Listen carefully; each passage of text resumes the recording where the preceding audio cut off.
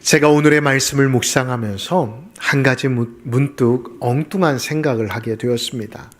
만약 이 세상에 우리가 여러 가지 환경과 또한 상황으로 인해 소금을 구할 수 없거나 소금을 사용할 수 없다라고 한다면 어떠한 일이 일어나게 되어질까라는 질문이었습니다. 그랬더니 먼저 우리가 먹게 되어지는 음식에 문제가 먼저 생기지 않을까 생각이 되어집니다. 요즘 많은 사람들이 건강으로 인해 음식을 짜게 먹지 않고 좀 심심하게 음식을 섭취하게 되어지는데, 아무리 심심하게 음식을 먹는다 할지라도 국에 또한 반찬에 소금이 들어가지 않는다라고 한다면 그 본연의 국의 맛과 반찬의 맛을 살리지 못하지 않을까 생각이 되었습니다. 또한 의학적으로도 살펴보니 소금이 몸에 들어가지 않으면 이 몸의 수분을 조절하지 못한다고 합니다. 그러다 보면 이 몸의 바이오리듬이 깨어짐으로 인해 우리의 목숨까지도 위험해질 수 있게 되어진다고 합니다. 소금은 너무나도 과하게 필요하지도 않으면서도 또 너무 우리 몸에 또한 우리의 일상생활에 적게 사용되어지면 우리의 건강까지도 우리의 목숨까지도 심각한 위험을 줄 수 있다라고 합니다. 여러분, 또 다른 예를 살펴보면 여러분 바다를 한번 생각해 볼까요? 바다에 있는 수많은 바닷물, 그 바닷물을 짜게 하는 것은 무엇이죠? 모르시나요? 소금이지 않습니까? 그런데 그 바닷물의 많은 성분들 가운데 짜게 하는 소금의 양은 겨우 2.7%밖에 되지 않는다고 합니다. 그 많은 바다의 물을 짜게 하는 소금의 양은 극히 일부라는 것입니다. 그러나 이 적은 양으로도 그 소금이 바닷물에 녹아져 있게 되어짐으로 인해 바다를 바다답게 많은 물고기와 식물들이 살아갈 수 있는 환경으로 바꾸어 준다라는 것입니다. 오늘 본문의 말씀을 보면 예수님께서 예수님의 제자들 그리고 예수님의 말씀을 듣는 사람들과 이 시대를 살아가고 있는 저와 성도님들을 향해 이렇게 말씀하고 계십니다. 너희는 세상의 소금이다 라고 말입니다. 그리스도인이 세상 속에서 숫자로 보면 극히 많지 않을 수도 있습니다. 그리고 세상 속에서 보면 세상 사람들이 무시하는 자리에 있을 수도 있습니다. 다시 말해 존재 가치가 느껴지지 않을 수도 있다라고 하는 것입니다. 그러나 우리 그리스도인은 오늘의 말씀을 통해 깊이 생각해야 할 것이 있습니다. 무엇을 말입니까? 왜 예수님께서 우리를 향해 세상의 소금이다 라고 말씀하셨는가라는 것입니다. 앞서 말씀드린 대로 소금의 역할을 한번 생각해 보시기 바랍니다. 소금은 극히 작은 양이라도 그 양이 있으면 음식뿐만 아니라 바닷물을 바닷물답게 만들어 갈 수 있게 되어진다는 것입니다. 이 말을 영적으로 바꿔보면 우리 그리스도인이 존재 자체로 세상의 성질을, 세상의 상황들을 바꿀 수 있는 사람, 그 사람이 바로 그리스도인이 되어야 한다는 것을 예수님은 암묵적으로 말씀해 주고 계시는 것입니다. 그리고 예수님께서는 오늘의 본문의 말씀을 통해 비유로 소금을 드는 것에 그치지 않고 날카로운 말씀을 숨겨놓고 계십니다. 날카로운 경고를 날리고 계신다는 것입니다. 소금은 좋은 것인데 만일 그 맛을 잃으면 무엇으로 짜게 하리요? 라고 말씀하고 계십니다. 이 말씀을 우리가 해석해 보면 어떻게 해석하고 이해할 수 있을까요? 예수님은 소금이 분명히 필요하고 좋은 것이지만 한 가지 잊지 말아야 할 사실이 있다라는 것입니다. 무엇입니까? 소금에 맛을 잃어버리면 안 된다라고 분명히 말씀하고 계십니다. 이 말을 영적으로 바꾸어 보면 소금이 소금 나오려면 반드시 짠맛이 있어야 하듯이 그리스도인이 그리스도인 되려면 반드시 예수의 맛이 우리 안에 내재되어야 한다라는 것입니다. 좀 더 쉽게 말씀드리면 우리의 일상의 삶의 자리 가운데 예수의 맛이 드러나지 않는다라고 한다면, 예수의 맛이 나지 않는다라고 한다면 그리스도인이 아니다, 무리만 그리스도인이다라고 말씀해 주시는 것입니다. 오늘 우리는 이 말씀 앞에서 함께 고민해 보고자 합니다. 한번 PPT를 띄워주실까요? 나는 과연 세상 속에서 소금의 역할을 하고 있는가? 내 삶에서 예수의 맛이 나고 있는가?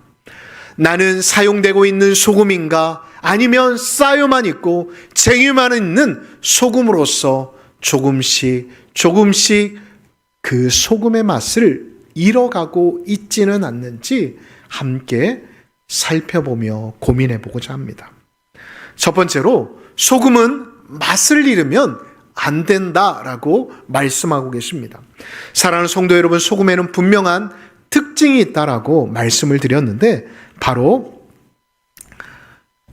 짠맛입니다. 그런데 그 짠맛이 어떻게 드러날까요? 어떻게 드러나죠? 모르시나요? 자, 제가 가르쳐 드리겠습니다. 녹아야 합니다. 녹아야죠. 녹아야 소금이 소금다운 맛을 낼 수 있지 않습니까? 그리고 또 다른 특징은 소금은 녹기 때문에 자신의 존재를 남기지 않는 특징이 있다는 것입니다. 보십시오. 음식에 소금이 들어가면 소금 알갱이가 남아있나요? 안 남아있지 않습니까? 그러나 다시 한번 말씀드리지만 남는 게 있다라고 한다면 맛이 남습니다. 닝닝한 음식이 맛있는 반찬과 국으로 바뀌어지게 된다는 것입니다. 이것이 의미하는 것은 분명합니다. 소금은 녹아 없어질 때 비로소 자신의 역할을 다할 수 있다는 것입니다. 여러분, 김치를 담글 때 중요한 게 뭘까요? 그렇죠. 소금에 대해서 이야기하니까 소금이겠죠. 배추도 아니더라고요. 그리고 고춧가루도 아니랍니다. 물론 맛을 더 감칠맛 나게 하는 데는 이 배추와 또한 고춧가루와 여러 양념들이 필요하겠지만 김장에서 중요한 것은 얼마만큼 잘 절이느냐, 소금으로 잘 절이느냐가 중요하다고 합니다. 배추를 아무리 좋은 것으로 써도, 고춧가루를 아무리 좋은 것을 사용하여도 배추를 잘 절이지 못한다고 한다면 금방 김치는 물러지고 맛이 써지게 되어진다고 합니다. 맞죠, 권사님들? 뭔 소리 하나 하시는 건 아니죠? 저도 이게 책 보고 한 거예요, 여러분. 그런데 김치를 먹을 때 소금 알갱이나 덩어리를 씹어보신 분들이 계신가요? 이거 소금을 그냥 덩어리채로 넣으셨나 봅니다. 여러분, 보통 저도 김치를 그렇게 많이 먹어봤지만 소금을 알갱이채로 씹어본 적은 없는 것 같습니다. 특히 오래된 김치일수록 짠맛보다는 좀 시면서도 매콤한 맛이 나지 막 짠맛이 짠지가 아닌 이상은 느끼지 못하였습니다. 왜요? 절임할 때 소금이 잘 적절하게 그 배춧잎에 들어가게 되면 삼투압 현상으로 인해서 그 양념들이 잘 스며들게 만들기 때문입니다. 여러분, 그리스도인의 삶도 마찬가지이지 않을까요? 당장은 드러나지 않아도 예수의 맛이 우리 안에 배어있게 되어지면 시간이 갈수록 깊은 신앙의 깊이와 너비가 풍성해진다라는 것입니다. 좀 더 깊이 들어가 우리가 좀 어렵지만 신학적인 의미로 살펴보면 오늘의 말씀에서 맛을 잃다라는 말씀은 사명의 상실감을 의미합니다. 오늘 본문 50절을 다 같이 한번 PPT로 보실까요? 잃으면이라는 이 단어는 구원의 취소나 멸망을 의미하는 게 아니랍니다. 마태복음 5장 13절의 말씀과 같이 증인의 자격의 상실, 하나님의 나라의 사명의 상실을 의미한다라고 합니다. 밖에 버려져 발핏뿐이니라, 이 말은 우리가 무적에게 들어가거나 아니면 하나님의 자녀로서의 자격을 상실하는 게 아니라 하나님이 우리 각자에게 소금으로서의 역할을 감당하라고 하는 그 사명감의 상실을 의미한다라는 것입니다. 사랑하는 성도 여러분, 얼마나 비참할까요? 우리가 살아가고 있는데 하나님이 우리 각자에게 주신 사명감, 소금이 되라고 하신 그 사명감을 잃어간 채 살아간다라는 것은 정말 삶의 의미가 상실된 채로 그냥 살아가는 모습이 아닐까요? 사랑하는 성도 여러분, 예수님께서는 오늘 제자들뿐만 아니라 이 세를 살아가고 있는 저와 성도님들을 향해 이렇게 말씀하십니다. 너희는 세상에 무엇이다고요? 다 졸고 계신 거 아니죠? 자, 다시 한번 여쭤보겠습니다. 너희는 세상에 무엇이라고요? 소금이다. 일부에는 한 20분밖에 안 계셨는데 이것보다 더 컸는데 이분은 좀 피곤하신가 봐요. 자, 여러분 저를 보세요. 바닥 안 보셔도 돼요. 여러분 저도 설교 온 거 잘 안 보고 하잖아요. 그러니까 저를 바라보세요. 저랑 아이 컨택이 되어야 합니다. 여러분, 예수님께서는 저와 성도님들에게 소금이 되라고 말씀하십니다. 소금과 같이 예수의 맛을 여러분 한 분 한 분이 나타내라고 말씀하고 계신다라는 것입니다. 저는 이 말씀에 한 분도 빠짐없이 아멘으로 응답하실 수 있는 이 자리에 모인 또는 온라인으로 예배드리시는 성도님들이 되시기를 예수님의 이름으로 축복합니다. 두 번째로는 예수님께서는 소금을 소유하라고 말씀하시지 않으셨어요. 성경 어디에도 소금에 대한 비유를 말씀하셨을 때 소금을 소유하라, 가지라라고 말씀하시지 않고 소금이 되라, 소금을 뿌려라, 치라라고 말씀하고 계십니다. 이 말을 바꾸어 보면 그리스도인이라는 진정한 가치는 무엇을 많이 가졌는가? 내가 소금이 되어서 소금을 많이 움켜쥐고 있는 게 아니라 각자의 삶의 자리인 가정과 직장과 사업장과 교회 공동체 안에서 내가 녹아져 있느냐, 내가 뿌려져 사라져 있는지를 점검하라고 말씀하시는 것입니다. 여러분, 사막에 한 상인의 무리들이 지나가고 있었다고 합니다.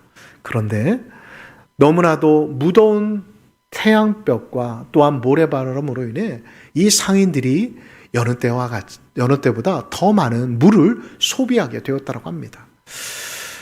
너무나도 뜨거운 태양빛으로 인해 예정보다도 더 긴 시간 동안 사막을 걸어가다 보니 금방 자신들이 준비하였던 물이 바닥날 지경에 이르게 되었다고 합니다. 이제 물이 얼마 남지 않은 그 상황을 본 한 상인이 물통을 집어들며 이렇게 상인들에게 말하였습니다. 여러분, 이제 물이 얼마 남지 않았습니다. 이제 이 물을 우리가 3모금 마실 것을 2모금만 마시고 2모금 마실 것을 1모금만 마시면 좋겠습니다 라고 이야기를 한 뒤 자신이 가지고 있었던 소금의 소량을 그 물 주머니에 넣었다고 합니다. 여러분, 이 상인들이 무사히 사막을 지나갔을까요? 지나가지 못했을까요? 이해를 못하셨나 봐요. 지나가지 않았으면 제가 말을 하지 않았겠죠. 그죠? 지나갔습니다. 왜 이러한 일이 일어났을까요?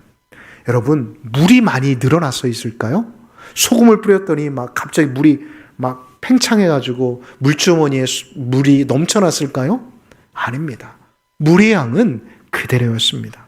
그러나 그 물통에 넣은 소금은 물을 만들어내지는 않았지만 체내의 수분을 붙잡아 주어서 이전보다 물을 소량 먹어도 그 생명을, 그 몸의 신체의 밸런스를 맞춰 주었기 때문에 이 상인들은 무사히 긴 사막의 길을 걸어갈 수 있었던 것입니다. 이것을 말씀에 적용해 보면 그리스도인들도 마찬가지입니다. 여러분, 우리가 세상의 구원자들입니까? 자, 다시 한번 여쭤보겠습니다. 여러분이 아무리 지혜자이고 여러분들이 아무리 물질이 많고 큰 회사를 경영하고 있는다 할지라도 여러분들이 직원들을 구원할 수 있고 여러분들이 세상을 구원할 수 있나요? 없습니다.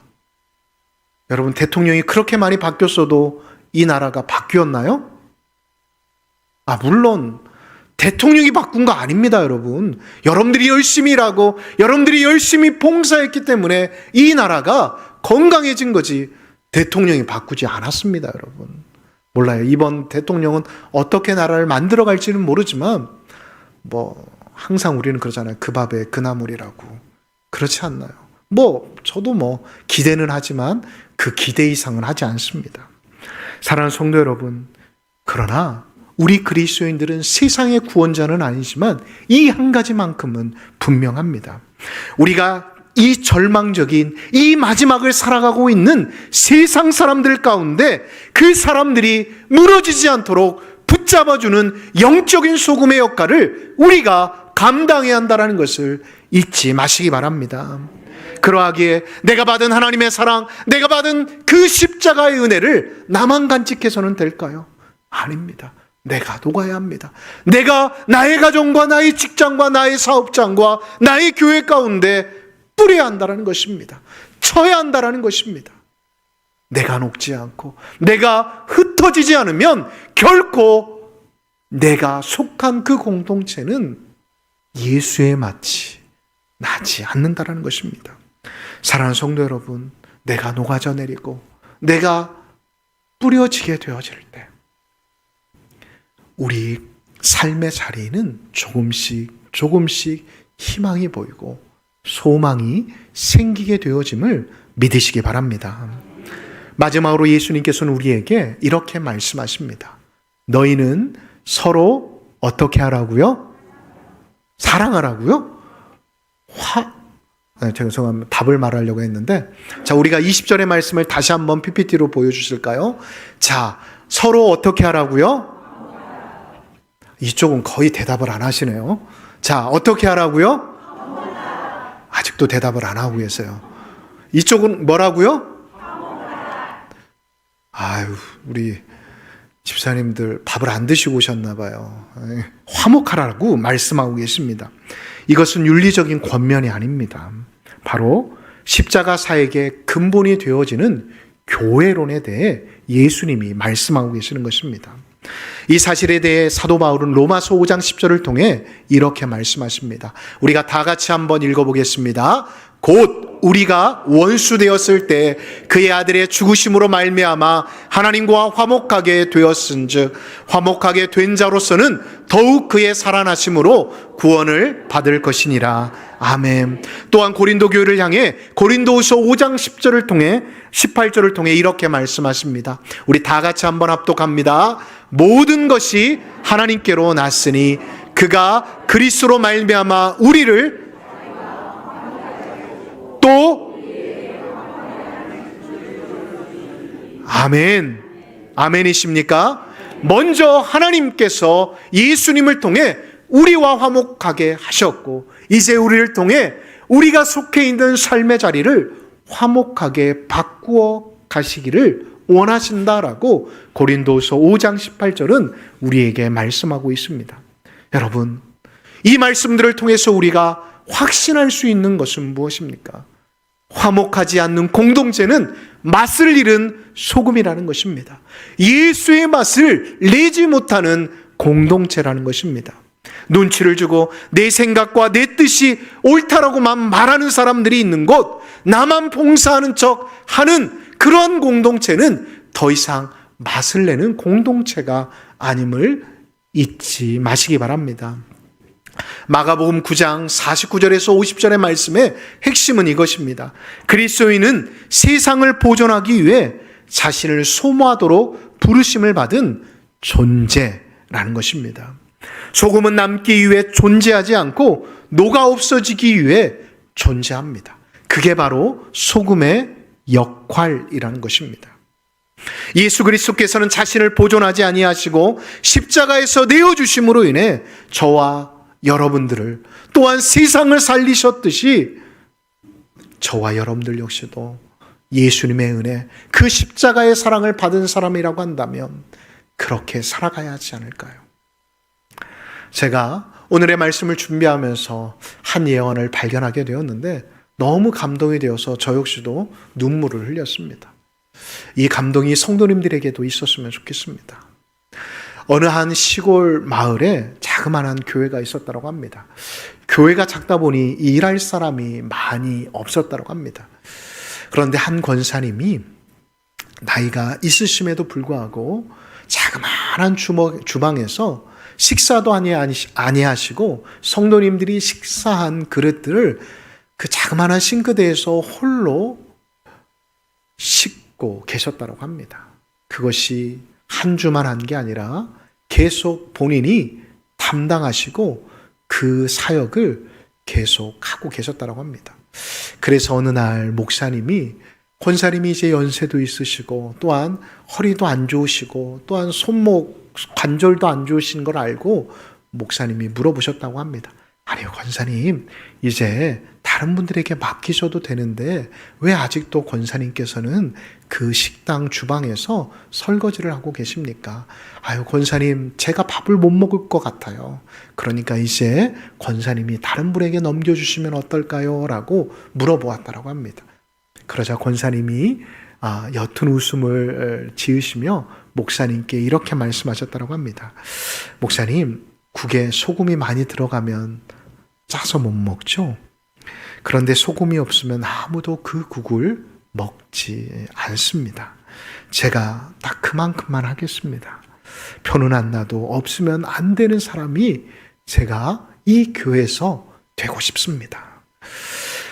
시간이 지나 이 권사님도 하나님의 부르심을 받게 되었다고 합니다. 그래서 입관 예배 또한 위로 예배를 잘 드리고 이제 마지막 발인 예배를 남겨두게 되었다고 합니다. 그런데 이 발인 예배 때 많은 성도님들이 목사님이 생각하지도 않았던, 또한 다른 성도들의 장례식에는 나타나지 않으셨던 성도님들이 나와서 이 권사님의 마지막 길을 배웅하는 모습을 보게 되었다고 합니다. 그래서 이제 운구가 장례식장을 떠나게 되었을 때 목사님이 한 몇 성도님들을 붙잡고 물어보았다고 합니다. 아니, 어떠한 권사님에게 은혜를 받으셨기에 이렇게 장례식장에 오셨어요? 라고 말입니다. 그러자 한 여집사님이 눈물을 흘리면서 이렇게 이야기하는 것이었어요. 목사님, 제가 저 권사님 힘들게 사시는 거 알아요. 그런데 권사님이 어떻게 제가 맞벌이 하면서 힘들게 아이들을 보는 걸 아셨는지 제가 모르게 이른 새벽이면 마른 반찬을 해놓고 저희 집에 반찬통을 놓고 가시는 모습이 수년째 지속되었습니다. 제가 얼마나 그 반찬을 바라보며 먹으며 엄마 생각이 났고 또한 감사했는지 모릅니다. 그리고 또 한 분에게 목사님이 여쭤보았습니다. 아니, 성도님은 교회 나오신 지도 얼마 되지 않았는데 어떻게 이 권사님의 장례식에 오게 되셨습니까?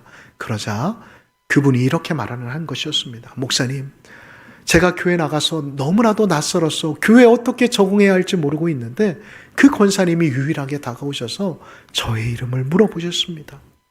그러더니 그 다음 주부터 유일하게 제 이름을 불러주시는 것이었습니다. 저는 그 사실을 잊지 않고 제가 이 교회에 정착할 수 있게 되었습니다. 그래서 또 한 남자 집사님이 훌쩍훌쩍 울고 계시는 모습을 보면서 목사님, 아니 집사님은 뭐 때문에 오셨어요? 라고 물어보았다고 합니다. 그러자 그 집사님이 이렇게 말씀하시는 것입니다. 아유, 목사님, 이제 40대 중반으로서 직장에서 또한 제가 가정에서 너무나도 스트레스도 많이 받고 또한 위축되어 있어서 교회에서 정말 하나님이 살아계시는가, 하나님이 정말 나와 함께 하시는가에 대한 회의감이 많이 밀렸다고 합니다. 그런데 이러한 사실도 모른 채 교회에 오니까 사람들은 봉사 좀 하라고, 이것 좀 하라고 하는데 너무나도 지쳐있는 저로서는 교회를 떠나고 싶었습니다. 그래서 이제 마지막 교회에 올 거라고 생각하고 교회 뒤에서 울면서 기도하고 있었습니다. 그랬더니 권사님이 어떻게 하셨는지 제 뒤에 오셔서 조용히 울면서 기도하고 계시는 모습을 보게 되었습니다. 그리고 제가 그 다음 주에 갔을 때 권사님이 그냥 아무 말씀하지 아니하시고 제 어깨를 두들겨 주셨습니다. 제가 그래서 교회를 떠날 수가 없었습니다 라고 이야기하였다고 합니다.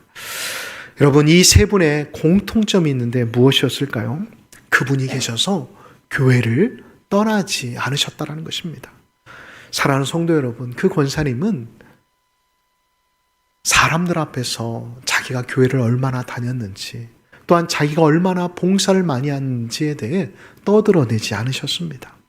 그러나 그분은 먼저 입을 벌리기 전에 자신의 냉장고를 비우셨고, 또한 자신도 반찬 만들기 힘드시지만 없는 재료를 가지고 아이들의 입맛에 맞는 반찬을 만들어 주셨습니다.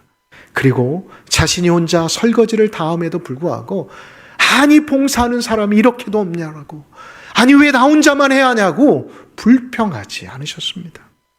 묵묵히 자신의 일을 감당하시고 홍두가 도와주면 짧지만 웃으시며 너무 고맙다라고 말을 꼭 잊지 않는 예수의 맛이 나는 권사님이셨습니다.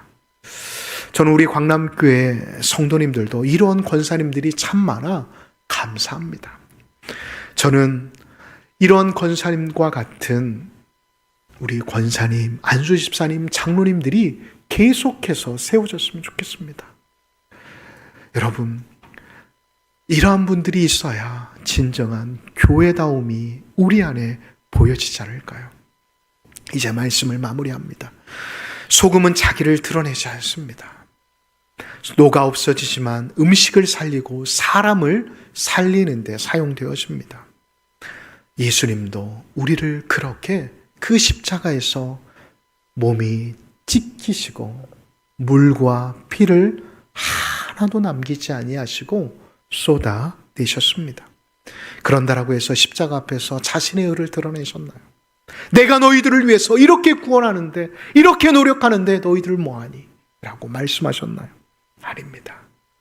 그냥 묵묵히 자신의 사명을 소금과 같이 감당하심으로 인해 예수님은 저와 성도님들을 살리셨을 뿐만 아니라 세상을 구원하셨습니다.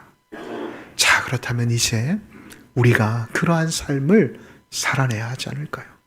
사랑하는 성도 여러분, 하나님은 지금도 돈 많은 사람, 열심히 일한다라고 떠들어대는 사람 찾지 않으세요. 멋있고 화려한 사람 찾지 않으십니다. 그러나 오늘도 세상 가운데서 가정과 직장과 사업장에서 누가 알아주지 않아도 나에게 주신 그 사명을 묵묵히 감당하는 사람, 맛을 잃지 않고 살아가는 그 한 사람, 소금의 역할을 묵묵히 감당하는 그 한 사람을 찾아내고 그 사람들을 통해 세상을 조금씩 하나님의 나라로 바꾸어 가신다는 것을 잊지 마시기 바랍니다. 아멘이십니까? 우리가 이 시간 함께 다 같이 일어나셔서 함께 말씀을 기억하며 찬양하도록 하겠습니다.